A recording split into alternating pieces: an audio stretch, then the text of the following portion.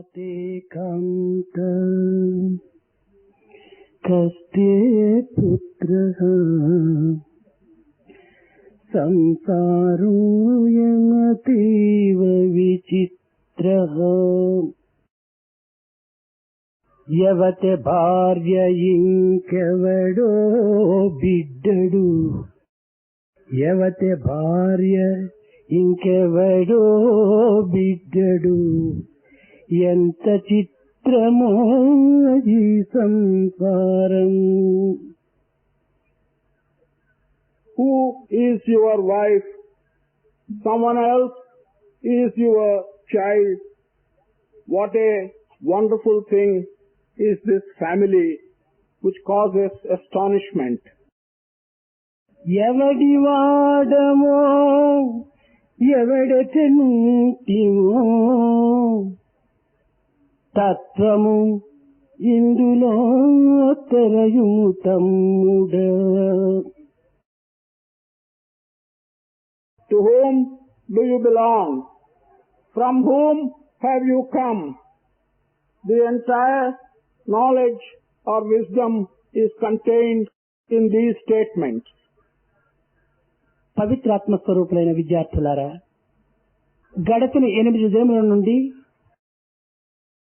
శంకర భగవత్పాదులు రచించినటువంటి తన శిష్యులు కూడాను అందుకు కూడినటువంటి భజగోవిందము యొక్క శ్లోకముల యొక్క తత్వాన్ని నీకు వ్యక్తపరిచే నిమిత్తమై ఈ వారం దినములు కూడాను జరుగుతూ వచ్చింది. సర్వవేదముల యొక్క సారము, సమస్త శాస్త్రముల యొక్క మూలము, సర్వధర్మముల యొక్క కీలకము, సర్వ జగత్తునందు ఉన్నటువంటి యొక్క సర్వ పదార్థముల యొక్క గమ్యము కూడాను ఒక్క పెన్నిధి అయిన భగవత్ సన్నిధి అనేటువంటి యొక్క తత్వాన్ని ఈ భజగోవిందం యొక్క శ్లోకములు మనకు స్పష్టపరుస్తున్నవి. Pavitratma Swarupa's students, for the past 8 days, whatever Shankara Bhagavatpada had given us, along with his disciples, in the form of the verses called the Bhajagovinda, you are being told for a whole week the essence that is contained in all the Vedas, that is contained in all the Shastras, and that is contained in all the different types of dharmas which we are aware of. Apart from that, you are being told that all the things in this world have got only one destination, and that destination is to reach God and become one with Him. ప్రకాశించేటువంటి సూర్యునికి దట్టమైన మేఘములు అడ్డం వచ్చినప్పుడు భూమిపైన ఉన్నటువంటి ప్రజలకు సూర్యుడు కనిపించడు. అంత మాత్రము చేత సూర్యుడు లేడని చెప్పడానికి వీలు కాదు. మలయ మారుతం ప్రవేశించినప్పుడు ఆ మేఘములను పక్కకు నెట్టుకుని పోవటం చేత సూర్యుడు మనకు కనిపిస్తున్నాడు. అదే విధముగానే ఆత్మస్వరూపుడైనటువంటి ఆత్మ భాస్కరుడు మన అజ్ఞానం అనేటువంటి యొక్క మేఘముల చేత కప్పబడటం వల్ల మానవుడు తన యొక్క స్వరూపాన్ని తాను తెలుసుకునలేనటువంటి యొక్క పరిస్థితిలో తాను అజ్ఞానంలో మునుగుతున్నాడు. అట్టి సమయములో జ్ఞానము అనేటువంటి యొక్క గాలి వీచినప్పుడు అందులో ఈ యొక్క మేఘములు చెదిరిపోయి ప్రకాశవంతమైనటువంటి యొక్క ఆత్మ మనకు స్వస్వరూపాన్ని ధరించుతుంది. అదే విధముగానే మానవుడు ఈనాడు తమ విషయ సంబంధమైనటువంటి యొక్క ప్రాకృతమైనటువంటి యొక్క భావములతో నిత్య సత్య నిర్మలమైనటువంటి ఆత్మస్వరూపాన్ని విస్మరించి కేవలం జగత్తే సత్యము నిత్యము అనేటువంటి యొక్క అజ్ఞానములో మునగటం వల్ల ఈనాడు ప్రజ్ఞాన సుజ్ఞాన విజ్ఞానం అనేటువంటి యొక్క గాలులు మనకు అత్యవసరమై ఆ గాలుల ద్వారా మనకు అడ్డమైనటువంటి యొక్క ఈ అజ్ఞాన మేఘములను దూరం గావించి తద్వారా మన స్వరూపాన్ని మనం నిరూపించేటువంటి పరిస్థితికి మనం సంసిద్ధులు కావాలని నేను ఆశిస్తున్నాను. When the shining sun is in the sky, but thick clouds come in front of the shining sun, people on the earth are not able to see the sun. However, if there is a cool wind And if the cool wind can push away the clouds, then the sun becomes evident. In the same manner, and in accordance with this analogy, the sun, the effulgent sun of our Atma, is being covered by the clouds of our ignorance. If man can, by acquiring knowledge, move away the clouds of this ignorance, then the clouds will move and make clear, so as to make the self-effulgent Atma shine to you and it becomes visible to you. Man in this world is forgetting what is permanent and what is of value, and that is Atma. He is looking after the worldly environment with the illusion that that is real, and he does not see the Atma because of these clouds. We require the paths of Prajnana, Sujnana and Vijnana. We have to follow these paths, move away the clouds of self-deception and illusion so as to be able to see this effulgent Atma. కాతే కాంత, ఎవరు మనకు భార్యలు? భార్య అనగా ఎవరు? భర్త అనగా ఎవరు? ఆమె మొదట ఏదో తన తల్లిదండ్రులకు బిడ్డవలే తాను జన్మించి, తదుపరి నీకు అప్పచెప్పిన తరువాత, నీవు ఆమెను వివాహమాడిన తరువాత భార్య అని నీవు ఆ యొక్క సంబంధాన్ని అనుభవించడానికి పూనుకుంటున్నావు. దీనికి పూర్వము ఆమె ఎవరు, నీవు ఎవరు? ఒకరికొకరికి పుట్టుట ఎందు కాని గిట్టుట ఎందు కాని ఎట్టి సంబంధం కూడాను లేనప్పుడు ఇట్టి సంబంధము నిత్య సత్యమైనటువంటి సంబంధం అని భావించుట ఇది ఒక భ్రాంతియే కాని ఇంక వేరొకటి కాదు. Who is your wife? Who is the husband for that wife? You must recall that whom you now call your wife was born as a daughter to some parents. After she is married to you, you begin to develop a connection which you call the connection between a wife and husband. But before the marriage, who is she and who are you? There is no permanent relationship. But as a result of this marriage, whatever relationship has been established is being regarded by you as permanent. Simply because of the illusion in which you are, you regard this connection as a permanent connection. ప్రవాహముల యందు అనేక చెట్టు కొమ్మలు కొట్టుకుని వచ్చి మధ్య మధ్య కొన్ని ప్రాంతములలో అవి రెండును చేరుతూ తిరిగి వీడిపోతూ ఈ విధమైనటువంటి యొక్క సంబంధ అనుబంధములను సంయోగ వియోగములను ఈ యొక్క రెండు కర్రలు కూడాను అనుభవించటము ఇది ప్రాకృతమైనటువంటి యొక్క అనుభవము. In a stream which is flowing, stream of water, it is quite common for you to see that many branches of the trees that lie near the river coming together in the stream, moving together for some distance, separating away from each other after moving together for some distance. This phenomenon is quite common and many of you would have known this. మరొక సంసారమునకు సంబంధించినటువంటి ఆ చెట్టులో పుట్టినటువంటి బిడ్డ ఈ భర్త వంటి వాడు. ఈ రెండు కొమ్మల కూడాను ఆ యొక్క సంసారం అనేటువంటి వృక్షమును వీడి ఈ జీవితం అనేటువంటి ప్రవాహములో చేరి మధ్య మధ్య సంయోగ వియోగములతో ఈ సంకర్షణాత్మక మహోత్తాల తరంగమైనటువంటి సాగరమునందు ఈదుతూ ఉంటుంటారు. One branch of a tree which comes out of that tree into the river is like one person who is coming out of a family. Another branch which comes out of another tree into the river is like another person who comes from a separate family. The joining of these two branches together is like the joining of two people as husband and wife. They move together, join, separate, and they struggle by joining and separating in this stream of life. ఈ భార్య భర్తలు మధ్య కాలము లోపల చేరినటువంటి వారే కాని వీరు ఆదికి గాని అంత్యమునకు కాని ఏమాత్రము సంబంధులు car. This husband and wife are only persons who have joined together for an intermediate duration.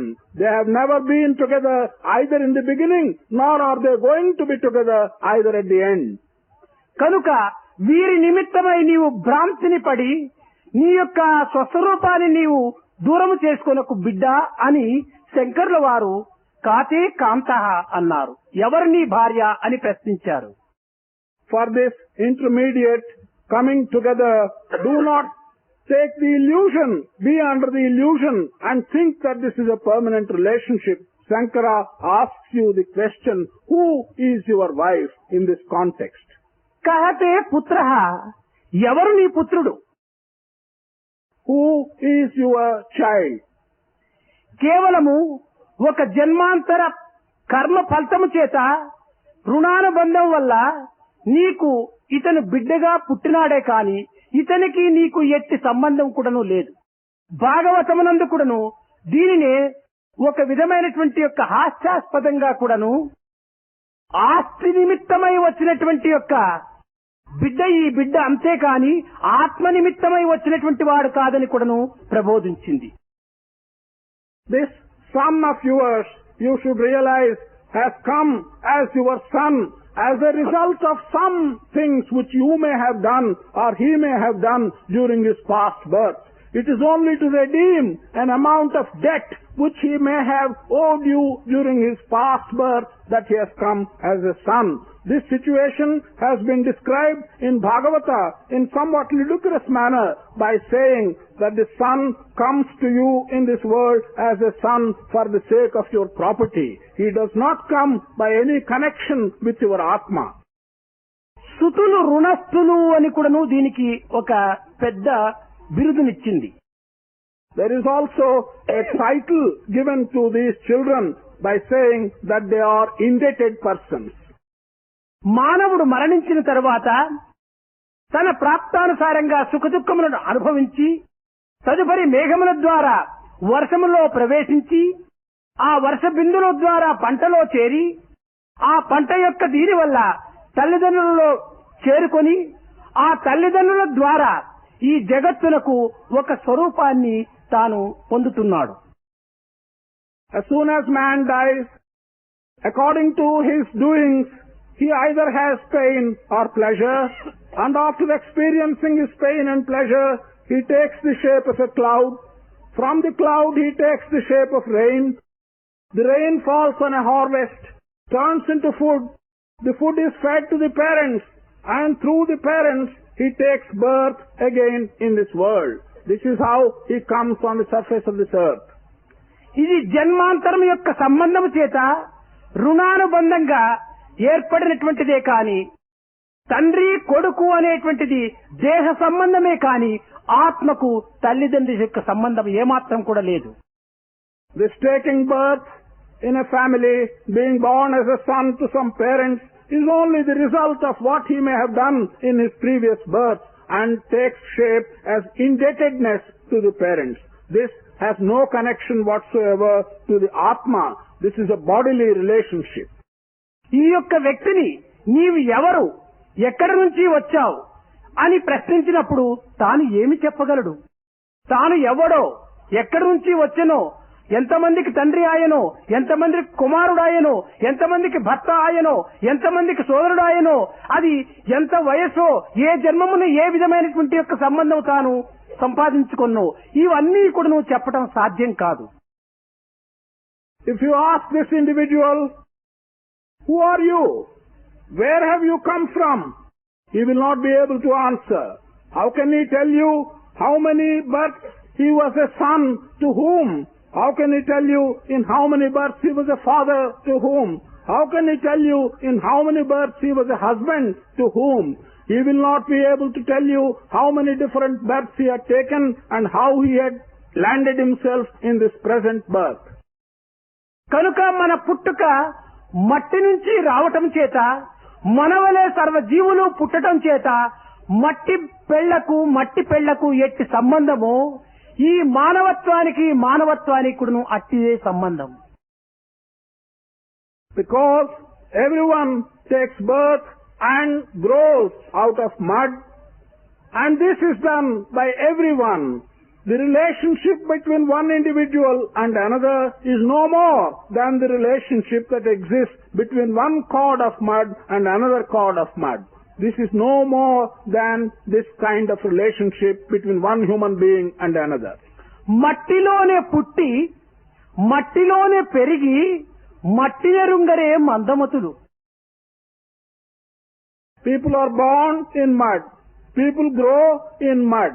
But these foolish people do not know the meaning of this mud. బ్రతుకులన్నీయు మట్టి, భవబంధములు మట్టి, సంసారమది మట్టి, చావు మట్టి, మాయి మట్టెకించ మాయలో పడనేల. Our life is mud. All our connections in the world are like mud. The whole family is like mud. Death itself is like mud.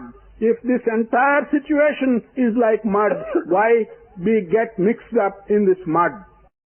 తల్లిదండ్రులెవరు, తనయులు మరి ఎవరు, మిత్రులెవరిలను, శత్రులెవరు, ధనములెవ్వారివి, ధాన్యములెవరివి, గృహములెవ్వారివి, గేస్తులెవరు, మనమెవ్వరము పూర్వమందెచ్చటుంటిమో తిరిగి ఎచ్చటుందుమో తెలియలేము. Who is the father? Who is the mother? Who are the sons? Who are the friends? Who are the enemies? Where is the money? Where is the wealth? We do not know who we are. We do not know where we will be or where we have come from. ఇట్టి మాయ సంబంధమైనటువంటి యొక్క ఈ జగత్తునందు మమతలను పెంచుకొని మాధవుని దూరం చేసుకొని దివ్యత్వమునకు అతి దూరమై ఈ బంధమునకు లోబడి మన జీవితమును కేవలము అశాంతిమయమైనటువంటి జీవితంగా మనం అభివృద్ధి చేసుకుంటున్నాం. In this illusory world, we go on prompting and increasing our attractions and our attachments. Thereby, we become distant from Madhava. Thereby, we do not understand and get closer to divinity. We are only increasing our bondages in this world by all these processes. కనుక దేహ సంబంధమైనటువంటి యొక్క అనుబంధములు కానీ ప్రతిబంధములకు కానీ సత్యముగా మనం భావించకూడదు. ఉన్నంత వరకు మన కర్తవ్యాన్ని నిర్వర్తించుకునేటువంటి ప్రయత్నములకై మనం సంసిద్ధులు కావాలి. అంతేకాని కాయమునకు కాయము ఎట్టి సంబంధమును కూడాను శాశ్వతంగా ఉండడానికి వీలు కాదు. In this context, we should not attach any importance to bodily connections or to bodily separations. So long as we are in this world, we should be able to make our life purposeful. We should attach no significance to any relationship of one body to another body by way of a bodily connection. దేహము పాంచభౌతికము, దేహము కూలక తప్పదెప్పుడు, దేహి నిరామయుండు, గణుతింపక దేహికి చావు పుట్టుకల్ మోహ నిబంధ బంధనల ముద్రలు లేవు. నిజంబు చూడ ఆ దేహియే దేవదేవుడు, మదిని తలపోయక ఆత్మరూపుడవు అని. The body is made up of the 5 worldly elements. This body which is made up of these 5 transitory elements is certain to fall. There is no stamp on the body to tell you when he will die or when he will be born. Do not be led away by this impermanent body. Think of the Atma which is the permanent one. దీనికి ఒక చిన్న కథ. There is a small story for this. ఒకానొక దినము రాజకుమారుడు వేటాడు నిమిత్తమై అరణ్యములో సంచరిస్తూ వచ్చాడు. One day, the Yuvaraja, the Raja's son, with a view to hunt, he was moving about in a forest. ఇతను అరణ్యములో సంచరించి కొంత అలసిపోయి ఏదో దాహ నిమిత్తమై తాను అనేక ప్రాంతములంతా వెతుకుతూ ఒక ఆశ్రమాన్ని చేరుకున్నాడు. While moving about in the forest, he was tired. He became thirsty. He wanted to quench his thirst, moved hither and thither and reached an ashram. ఆశ్రమం చేరిన తక్షణమే అతని రూప సౌందర్యములు ఆ ఆశ్రమ వాసులు గమనించి అతనిని చక్కగా స్వాగతం చేసి అతనికి చల్లని నీరు, తీయని పండ్లు కూడాను అందించి విశ్రాంతి నిమిత్తమై ఒక చోటు అతనికి అప్పచెప్పారు. The inmates of the ashram were attracted by this prince. They took him into the ashram and they gave him some fruit to eat and some cold water to drink and asked him to take rest. ఆ విధమైనటువంటి విశ్రాంతి నిమిత్తమై ఏర్పడినటువంటి ప్రదేశమునందు ఆ రాజకుమారుడు నివసించక ఈ ఆశ్రమ పెద్దను దర్శించాలి అని తాను కోరాడు. The prince did not agree to rest in the place that was allotted to him for taking rest. But he wanted to look at the elders who live in that ashram. తక్షణమే ఆ రాజకుమారుణ్ణి ఆ ఆశ్రమ వాసి లోపల అనేక రకములైనటువంటి పెద్దలు ఉండినప్పటికీ ఆశ్రమ అధికారి అయినటువంటి యొక్క పెద్ద స్వామి చెంతకు తీసుకుని వెళ్లారు. The inmates immediately took this prince not to many of the elders, although there were several elders in the ashram, but they took him straight to the head of the ashram. అక్కడికి వెళ్లిన తక్షణమే ఆ స్వాముల వారు, నాయనా నీవెవరు అని ప్రశ్నించాడు.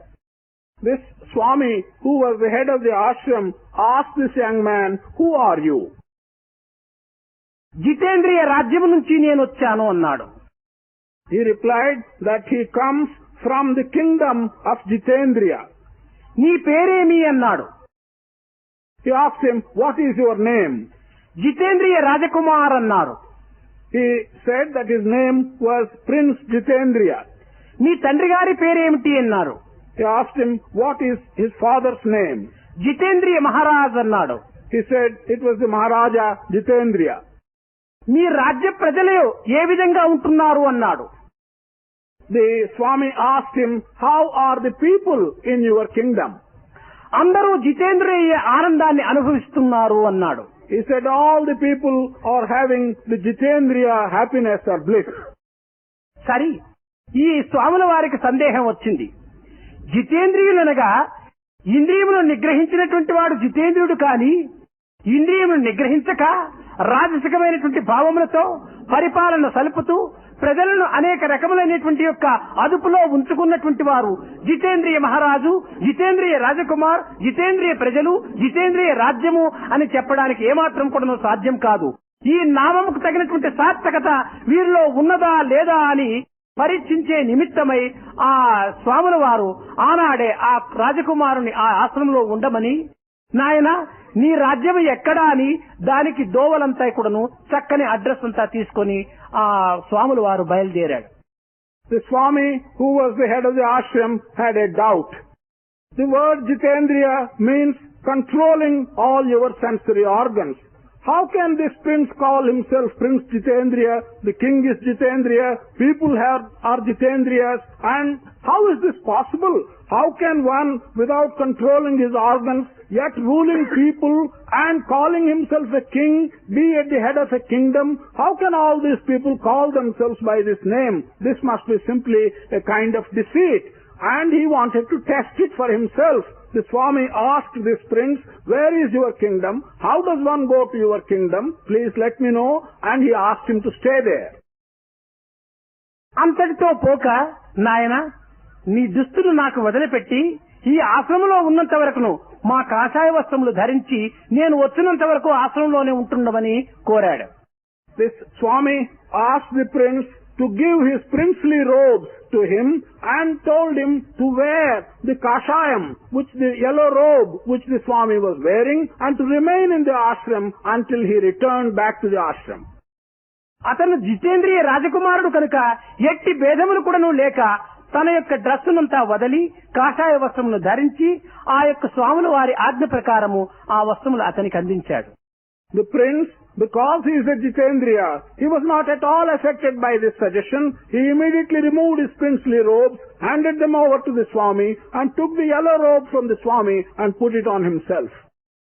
దానిని తీసుకుని వెళ్తూ కొంత దూరం వెళ్లిన తర్వాత రాజకుమారి దుస్తులపైన ఏదో ఒక రక్తపు చుక్కల వలె కొంత కలర్లంతా చల్లి దానిని ఒక మూట కట్టుకుని ఈ యొక్క మహా స్వాముల వారు ఆ రాజ్యానికి బయలుదేరి వెళ్లారు.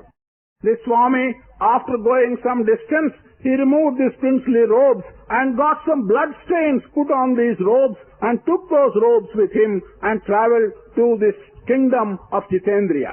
రాజ్యమునకు వెళ్లి రాజు యొక్క సింహద్వారం దగ్గర ఉన్నటువంటి యొక్క జవానులతో ఒక స్వాముల వారు వచ్చారు. అతను తన కుమారుని యొక్క నిమిత్తమై చాలా దుఃఖపడుతున్నాడు. రాజకుమారుని యొక్క వార్త రాజునకు చెప్పుటకై వస్తున్నాడు అని చెప్పని వార్తను పంపించాడు. He reached the kingdom and found at the main entrance the people who were guarding the entrance. he told them that a Swami had come and the Swami is very much worried about the prince of that kingdom and he wants to convey some tragic news to the king. Please go in and tell the king. అతను వెళ్లిన తక్షణమే ప్రధానమంత్రిని చూచాడు. ప్రధానమంత్రిని చూచి, నాయన, మీ రాజకుమార్ ఈ విధమైనటువంటి యొక్క పులివాత పడి ప్రాణమును వదిలాడు. అతని దుస్తులు గుర్తుకు నిమిత్తమై నేను తెచ్చాను కనుక ఈ వార్త రాజులకు మాత్రం అందించడానికి వచ్చానని తాను చెప్పాడు. This Swami met the first person to meet was the Prime Minister of the kingdom. He told the Prime Minister that the prince had been killed by a tiger. And in order that you may believe in it, I have brought these blood-stained clothes as proof of the fact that the prince had been killed by the tiger. Will you please take this tragic news to the king? ఆ మంత్రి ఇతను చెప్పినటువంటి వార్తలకు ఏమాత్రము కూడాను మార్పు చెందక చిరునవ్వు తోపల, అయ్యో, తాము ధరించినటువంటి కాషాయ వస్త్రము ఈ రాజకుమారుని యొక్క అంత్యము నిమిత్తమై అనగా తాను గతించినటువంటి యొక్క వార్త నిమిత్తమై మీరింత విచారించటము చాలా హాస్యాస్పదంగా ఉంటుండాది. అయినా కూడాను మీ అభిష్ట నిమిత్తమై రాజుల చెంత మీరు తీసుకుని వెళ్తానని అతన్ని తీసుకెళ్లాడు. The minister, when he heard the news, he remained totally unchanged. In fact, he was unaffected and he even smiled and said, "Look, you are a sannyasi. You are wearing a yellow robe. It looks ridiculous that you should grieve for the death of a prince. However, since you want me to convey this news to the king, I shall do so." వెళ్లిన తక్షణమే రాజును దర్శించి ఆ దుస్తులు రాజునకు అప్పజెప్పి గొల్లున ఏడ్చాడు.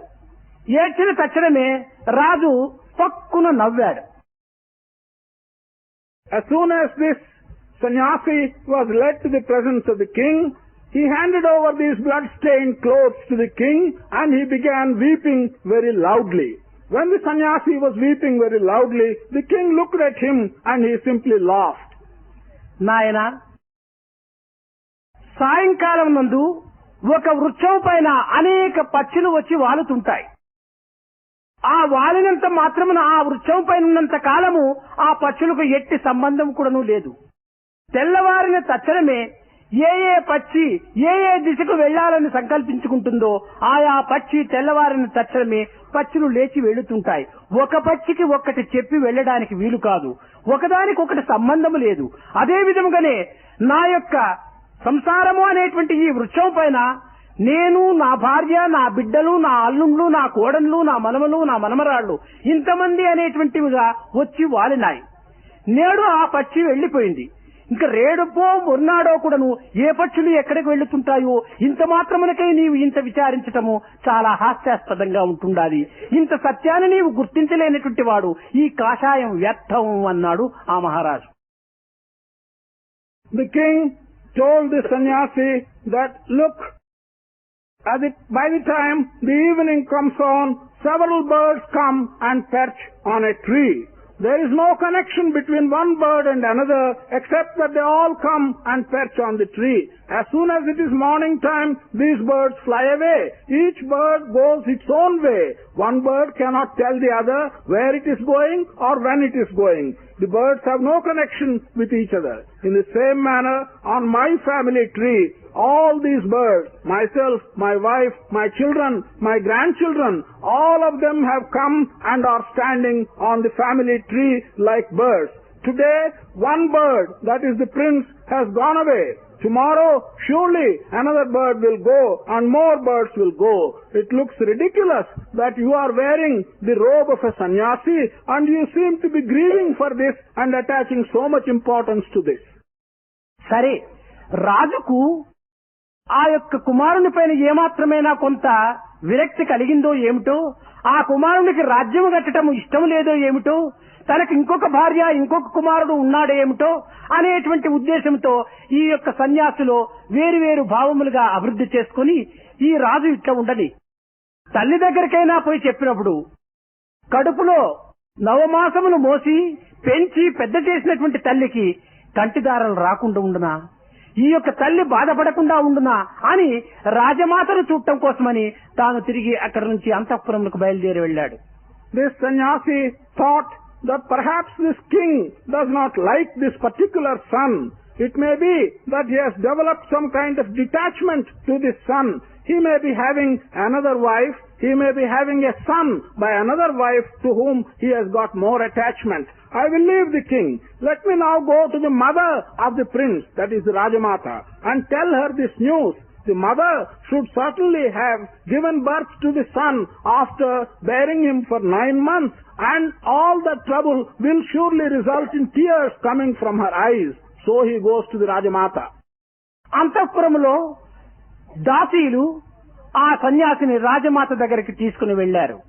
రాజమాత దగ్గరికి తీసుకుని వెళ్లిన తక్షణమే ఆ దుస్తులు రాజమాతకు అప్పచెప్పి, తల్లి, నీ కుమారుడు బెబ్బులు వాతపడి ప్రాణమును వదిలాడు అని గట్టిగా ఏడ్చాడు. The attendants took him to the palace and took him to the Rajamata.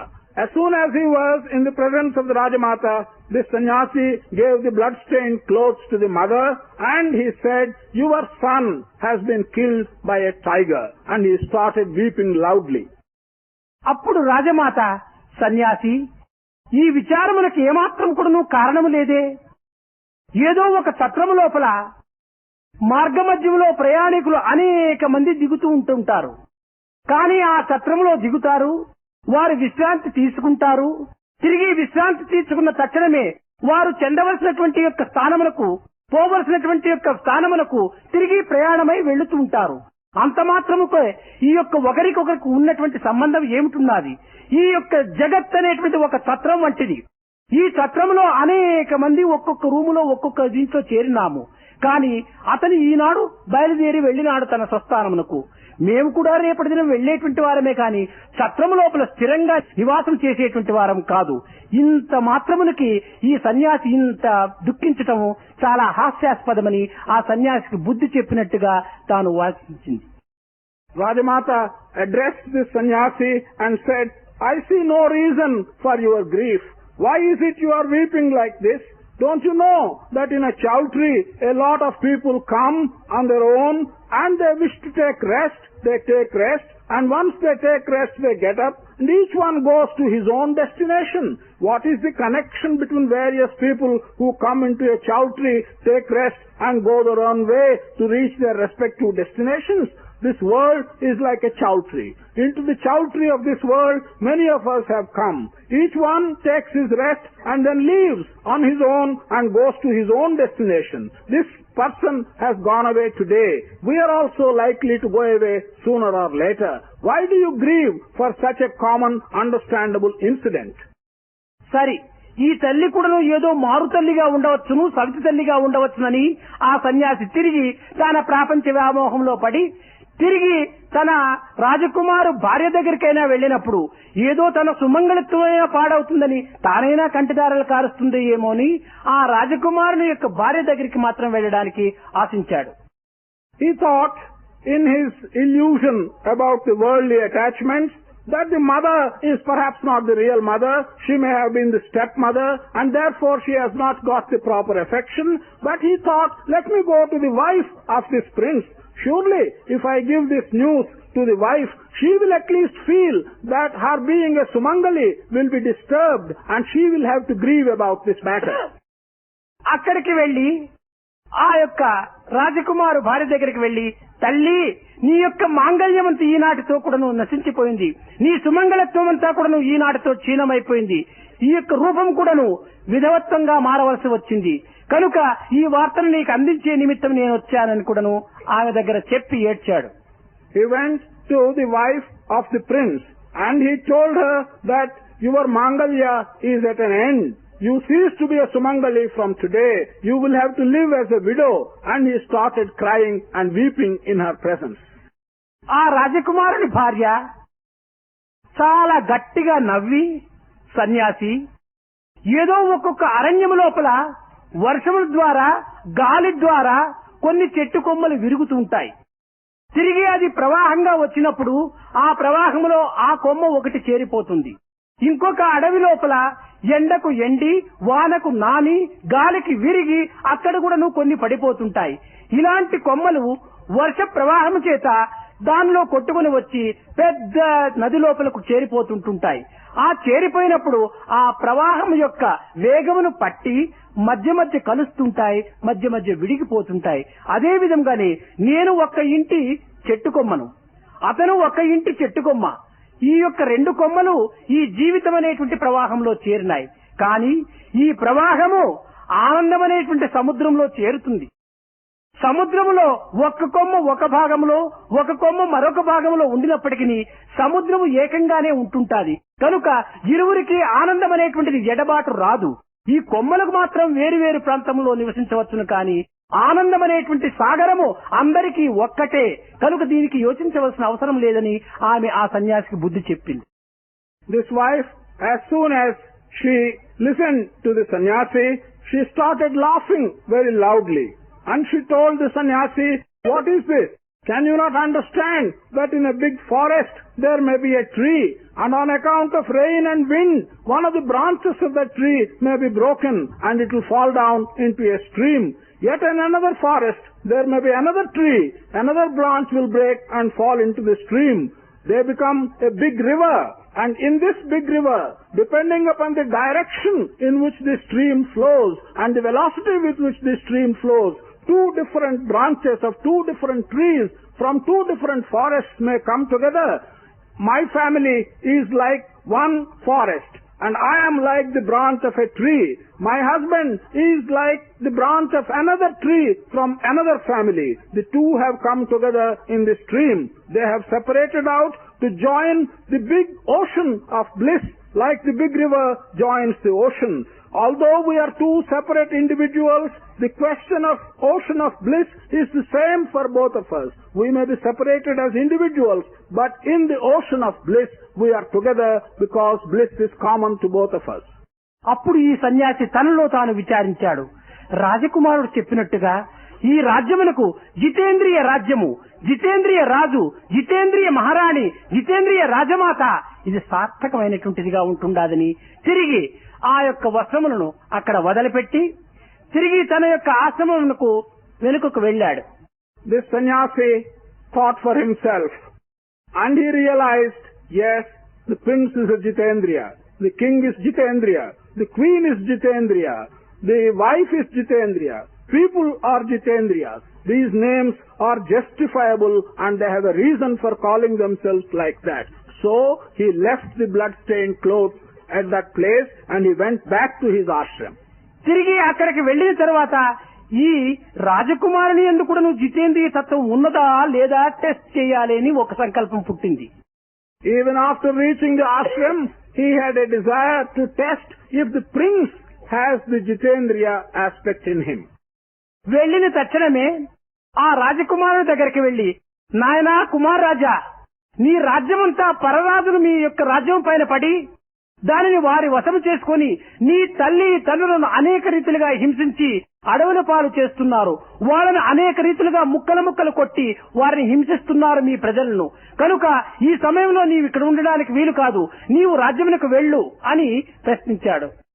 He went to the prince and he told him that he had gone to the kingdom and he has seen the kingdom having been overrun by the various enemies, and these enemies have taken prisoner of his mother, of his father. They have cut your mother and father into pieces. They have killed them. They have driven away all your relations. This is what he told the prince. అప్పుడు ఈ రాజకుమారుడు నవ్వి, రాజ్యము ఎవరిది, రాజులు ఎవరు, కనుక ఎవ్వరికి నీ ఎట్టి సంబంధం కూడా లేదు. భగవంతుడు మహారాజు, భాగవతం యువరాజు, భక్తుడు కుమారరాజు. ఇట్టి వారికే నిజ సంబంధం. కాని ఈ రాజ్యములంతా కూడాను నీటి బుడగల వంటివి, నేడు ఉండవచ్చును రేపు పోవచ్చును. కనుక దేహ సంబంధమైనటువంటి రాజ్యములు సరి అయినటువంటి రాజ్యములు కాదు. హృదయ సామ్రాజ్యమునకు పట్టాభిషేకం కట్టుకున్నటువంటి నా తండ్రి నేను, నా తండ్రి తత్వము పుత్రతత్వం కూడాను ఏకత్వమైనటువంటిదే. కాని ఈ దేహములో తండ్రి పుత్రుడు కాని ఆత్మతత్వమునకు ఎట్టి సంబంధం కూడాను లేదు. కనుక మన అందరి రాజ్యము కూడాను ఆత్మ సామ్రాజ్యమే అన్నాడు. The prince laughed and asked the question, what is the kingdom and who are the kings? In effect, God is the big king, the Maharaja. Bhakti is the kingdom. devotee is the prince. There is no other individual who is either the king or the prince.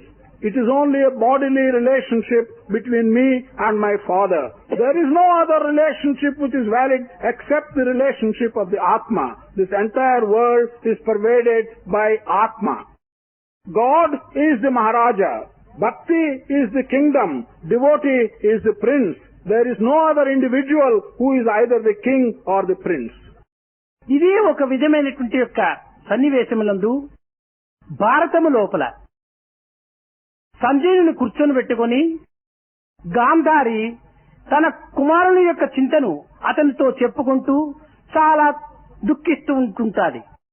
In a similar context, in the story of Mahabharata, Gandhari was once telling Sanjaya all her grief about her sons. Sanjaya, మన యొక్క కౌరవుల లోపల ఒక్క అశ్వత్థామ, కృపాచార్య, కృపణుడు ఈ ముగ్గురు మాత్రమే నిలిచిరి. ఇంకా పాండవులు 5 మంది, కృష్ణుడు ఇంకా అతని స్నేహితుడైనటువంటి అతను 7 మంది మాత్రమే నిలిచిరి. She was telling Sanjaya, "Oh Sanjaya, amongst the Kauravas, there are only the following persons who are still alive: Ashwathama, Kripacharya and Kripana. These are the only 3 people who are alive. As against this, amongst the Pandavas, the 5 Pandavas, Krishna and a friend of his, altogether 7 people are surviving." కనుక వారి వైపున 7 మంది, మన వైపున 3 మాత్రమే నిలిచిరి. ఈ 7, 3 10గా ఉంటుండాలి. ఈ 10 మంది వల్ల ఈ యుద్ధము నిలిపించి ఎన్నో వేల మందిని, లక్షల మందిని అంతా కూడాను ఈ యుద్ధం అనేటువంటిది మింగివేసే కదా అని పరితపిస్తూ ఉంటుంటాది. She was expressing grief by saying that on their side there are 7 people alive, on our side there are 3 people alive, altogether there are only 10 people. So many persons have been sacrificed in this war in order that only these 10 people have survived. దానికి సంజయుడు చక్కని జవాబును చెప్తూ వచ్చాడు. సంజయుడు అనగా సంజయమితి సంజయ అని అనగా ఇంద్రియమును అరికట్టుకున్నటువంటి వాడు సంజయుడు. Sanjaya gave a very beautiful reply to this statement of Gandhari. Sanjaya, the name signifies that one who has completely controlled all his organs. అమ్మా, ఈ 10 మంది యొక్క తత్వాన్ని పరమాత్ముడు లోకానికి వ్యక్తపరిచే నిమిత్తమై ఈ విధమైనటువంటి యొక్క లీలలు ఆడుతున్నాడు. 10 1 ప్రక్కన 0 అనగా ఈ 0 అనేటువంటిది ఈ భూమికంతా ఒక ఆదర్శమైనటువంటి రీతిగా మనకు ప్రదర్శిస్తూ వస్తుంటుంది. భూమి యొక్క ప్రతిబింబమే ఈ 0కు ఒక అర్థము. కానీ దీనిని మనము 0 అంటున్నాము. ఈ 0కు ప్రక్కలో ఒక హీరో ఉన్నాడు, అతనే గాడ్. ఆ గాడ్ అనేటువంటి వాడి ఒక్క ప్రక్క లోపల ఈ జగత్ అనేటువంటి 0 పెట్టడం చేతనే 10 వచ్చింది. ఆ గాడ్ అనేటువంటి ఒక హీరోగిని లేకపోతే ఈ 0 అయిపోతుంది. కనుక ఈ జగత్ అంతా కూడాను ఒక అనిత్యమైనటువంటిది, అశాశ్వతమైనటువంటిది, అసత్యమైనటువంటిది. ఈ అసత్యమైనటువంటి జగత్తు సత్యమైనటువంటి దైవముతో చేరటం చేతనే దీనికి కూడా ఒక విలువ వస్తుంటుంటాది. సత్య జీవితమైనటువంటి యొక్క దీన్ని మనం అనుభవించుకోవాలనుకున్నప్పుడు సర్వీసులతో సన్నిహిత సంబంధాన్ని చేర్చుకోవాలి. అదే మన యొక్క జీవితానికి ఒక పరమావధి అని కూడాను సంజయుడు బోధించాడు. Sanjaya told Gandhari, yes, there is a significance to this fact that there are 10 persons left in this world. God wants to proclaim to this world the significance of this 10. You will notice here that there is the integer 1. To the right of the integer there is a 0.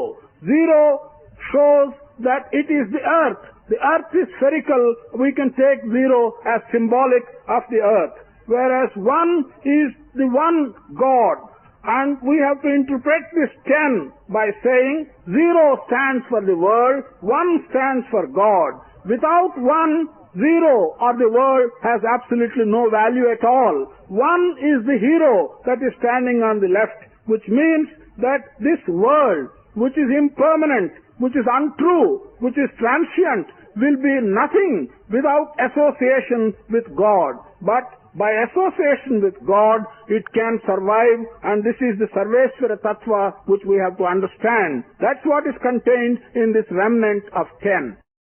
భూమి సున్న స్వరూపము, సూర్యుడు సున్న ఆకారము, చంద్రుడు సున్న ఆకారము, ఇంకా ఏ విధమైనటువంటి మనకు ఆధారమైనటువంటి స్వరూపాలను నిరూపణ చేసినప్పటికీ అన్ని కూడాను ఒక సున్నా ఆకారంగా ఉంటున్నాయి. మనం నివసించే భూమి సున్నా, మనకు ప్రకాశం అందించేటువంటి సూర్యుడు సున్నా, మనకు చల్లదనమును ఆశించేటువంటి యొక్క చంద్రుడు సున్నా. ఈ అందరూ సున్నలైనప్పుడు మన జీవితం మాత్రం సున్న కాక ఇంకేమిటి? కనుక మన జీవితం అనేటువంటి దానిని కేవలం ఒక సున్నగా మనం భావించుకొని దానికి ప్రక్కన ఒక దైవత్వము అనేటువంటి దీనిని మనం చేర్చుకోవటం చేత మన జీవితం కూడాను శాశ్వతమైనటువంటి పవిత్రమైనటువంటి విలువైనటువంటి యొక్క స్థానాన్ని కూడాను చెందుతుంటాది. The earth on which we live is spherical. The sun which gives us the shining light is spherical. The moon who gives us all the coolness is spherical. In fact, most things which we see in this world have a spherical shape. In that context, our own life also has a spherical shape and is nothing other than a zero. By the side of this zero, you have to put in one, which is the divine. That is how you can get value for your life, which otherwise is zero. విత్తనములో చెట్టు ఉన్నది, చెట్టులో విత్తనం ఉన్నది.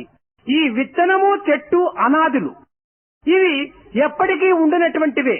అలాంటి అనాది అయినటువంటి సత్యమైనటువంటి ఈ నిత్యమైనటువంటి యొక్క ఇది ఎప్పుడు కూడా నిత్యముగానే ఉంటుంటాది. ఈ రెండింటి యొక్క సత్యాన్ని మనం గుర్తించటమే మన యొక్క జీవితం యొక్క కర్తవ్యం. The seed contains the tree in it. The tree contains the seed in it. This is a truth which has been coming to us from time immemorial. The purpose of our life is to recognize this truth that the seed and the tree contain each other. ఇది అంతా కూడాను మాయ. All this is just illusion or maya. ఈ మాయ అంటే శంకరుల వారు కూడాను yeah మా సా మాయా అన్నాడు. అనగా ఏది లేదో అదే మాయా అన్నాడు. Even this maya has been described by Shankara as that which does not exist. దానికి మనం ప్రశ్నించవచ్చును, లేని దానిని మాయా అని చెప్పవచ్చును, కానీ ఇంత ప్రపంచము మనకు స్వరూపకంగా గోచరిస్తుండేటువంటి సమయంలో లేదని చెప్పడం ఎట్ట సాధ్యమవుతుంది? ఉన్నది లేకపోయిందని చెప్పడం లోపల ఇది మాయ కాదే? మనం అన్ని రకములైనటువంటి యొక్క శబ్ద స్పర్శ రూప రస గంధాలతో అనుభవిస్తున్నప్పుడు ఇది మాయ అని చెప్పడం సాధ్యం కాదే అని మనం కొంతవరకు విచారణ సలపవచ్చు. We may ask a question and make an inquiry. It seems reasonable to say that what does not exist is Maya. But how is it possible to describe this whole world which we are able to see with our eyes, feel it with all our five senses, to say that what we see does not exist? That does not seem to be reasonable. దానికి శంకరుల వారే చక్కని ఉదాహరణ చెప్పాడు. కలలో చూసిన మేడలు మిద్దెలు కన్నులు తెరిచిన లేవు కదా. Shankara gave a beautiful example in answer to this query. What you see in your dream, the great palaces and the buildings, they don't exist when you wake up. కనుక కలలో నీ యొక్క శబ్ద స్పర్శ రూప రసగంధాలతో నీవు అనుభవించినావు, కానీ మేలుకున్న తక్షణమే ఆ యొక్క భోగములు ఎక్కడున్నాయి? అదే విధంగానే ఈ యొక్క జాగ్రత్త అవస్థ లోపల శబ్ద స్పర్శ రూప రసగంధాలతో నీవు అనుభవిస్తున్నావు, తిరిగి ఇవి నిద్రావస్థలో లేవు కదా. You are experiencing in your dream with all your five senses whatever you see in your dream. But when you wake up, none of them exist. So also, you see so many things while you are waking up by your five senses and you experience them. But when you sleep in the dreaming state, these things do not exist. కనుక ఇది పగటి కళ, అది రాత్రి కళ, రెండు కళలే, కళలంతా కళలే అన్నాడు. It means what you now see is daydream and the other one is night dream. All dreams are untrue. కనుక మన జీవితం అనేటువంటి దానిని ఇది సత్యము అది మిథ్యము అని చెప్పడానికి వీలు కాదు. మన జీవితంలో ఏదో కొన్ని అనుభూతులు ఉండినంత వరకును మనం అది సత్యంగానే భావించుకొని ఆ సత్యములో సత్యస్థ సత్యం సత్యములో ఉన్నటువంటి సత్యాన్ని మనం గుర్తించుకునేటువంటి ప్రయత్నానికి పూనుకోవటమే ఈనాడు మనం చేయవలసినటువంటి ప్రధాన ప్రయత్నం. In our life, it is not possible to say that this is truth, that this is permanent. Our purpose and our method should be to recognize whatever we experience in our life, regard them as truth, and search for what is the truth amongst what you see. కాన మనము దేహ సంబంధములు కాని లేక ఇంకే విధమైనటువంటి యొక్క అనుబంధములు కాని ఉన్నంత వరకు మన యొక్క కర్తవ్యాన్ని మాత్రం నిర్వర్తించుకునేటువంటి ప్రయత్నానికే మనం పూనుకోవాలి కానీ వాటిని ఒక ప్రత్యేకమైనటువంటి యొక్క సంబంధంగా మనము భ్రాంతిని పెంచుకొని దాని ద్వారా మనం దుఃఖములకు గురి కావటము ఇది సరి అయినటువంటి యొక్క మానవత్వమునకు సరి అయినటువంటి యొక్క మార్గము కాదు. Therefore, our bodily connections or other type of attachments should not worry us and should not create any special feeling in us. We should only regard it as our duty to utilize these connections for the purpose of fulfilling the duty which we have to do. We should have no special affinity to these illusory attachments in this world. Mata nasti, pita nasti, nasti bandhu sahodara, artham nasti, gruham nasti, tasmaat jagrata jagrata ani శంకర్ల వారు కూడాను మరొకతరు హెచ్చరించాడు. జన్మ దుఃఖం, జరా దుఃఖం, జాయా దుఃఖం, పునః పునః అంత్యకాలే మహా దుఃఖం తస్మాత్ జాగ్రత్త జాగ్రత్త అన్నాడు. There is no mother, there is no father, there is no relation, there is no wealth, there is no house. Beware, beware. All that you suffer either by birth or by growth or by death is something which is painful, but the death is a great pain. Beware and beware. This is what Shankara has said. ఉండినంత వరకును మన కాయమును ఆరోగ్యవంతంగా పెట్టుకోవాలి. ఉండినంత వరకు మన మనసును నిశ్చలమైనటువంటిదిగా పెట్టుకోవాలి.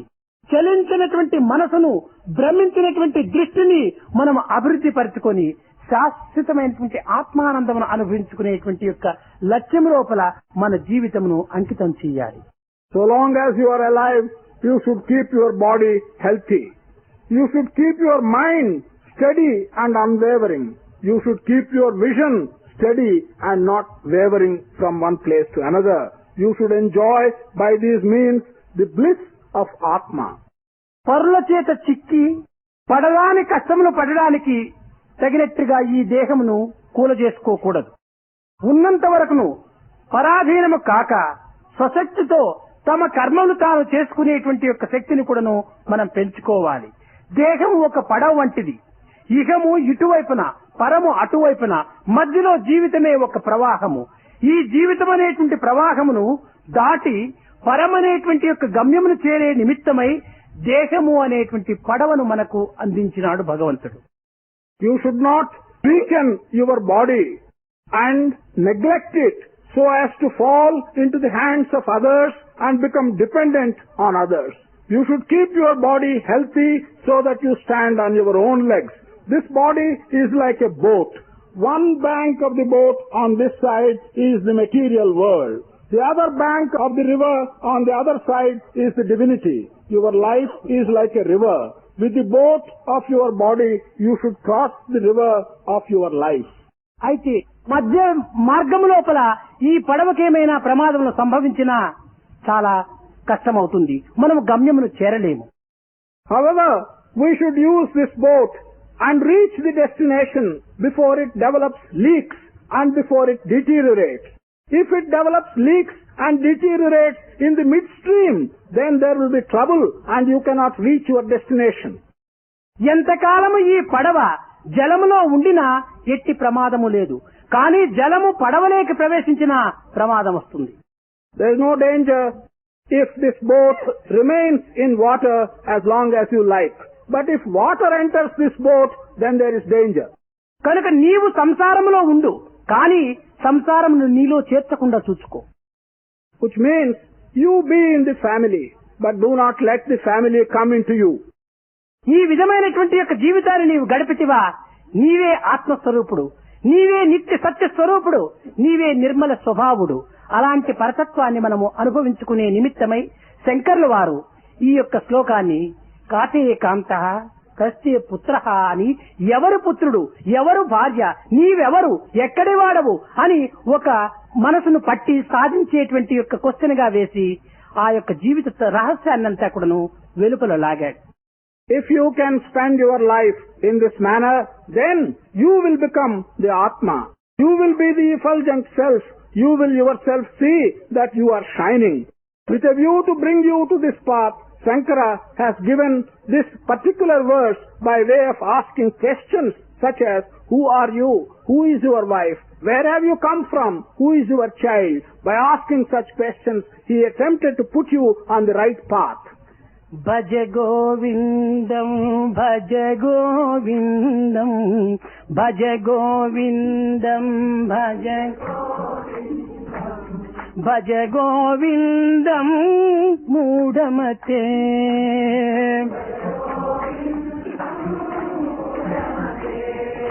సంప్రాప్తే సన్నిహితే కాలే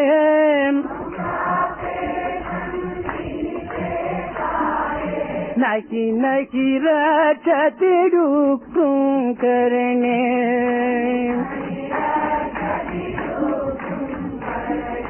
భజ గోవిందం భజ గోవిందం భజ గోవిందం గోవిందం భజ మూఢమతే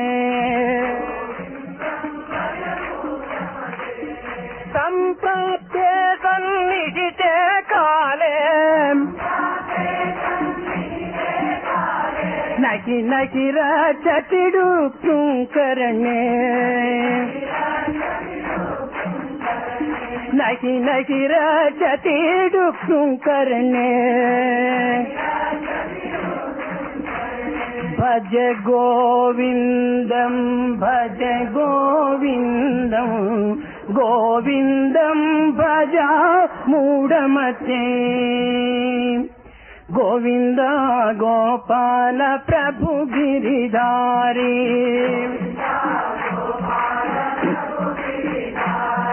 గోవింద గోపాల ప్రభు గిరిధారి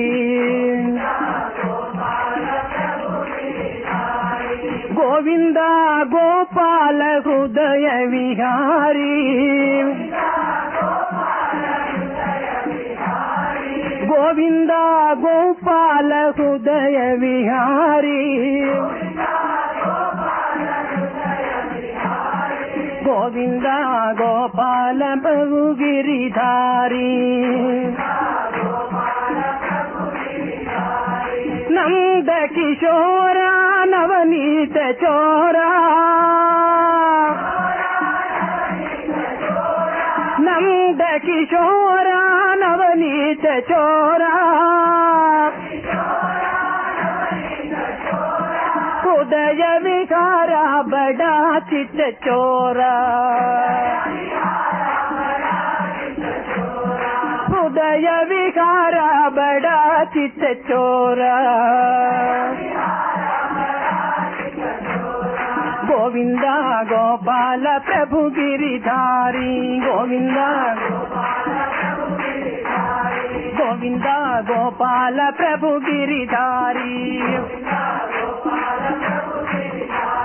గోవింద గోపాల హృదయ విహారీ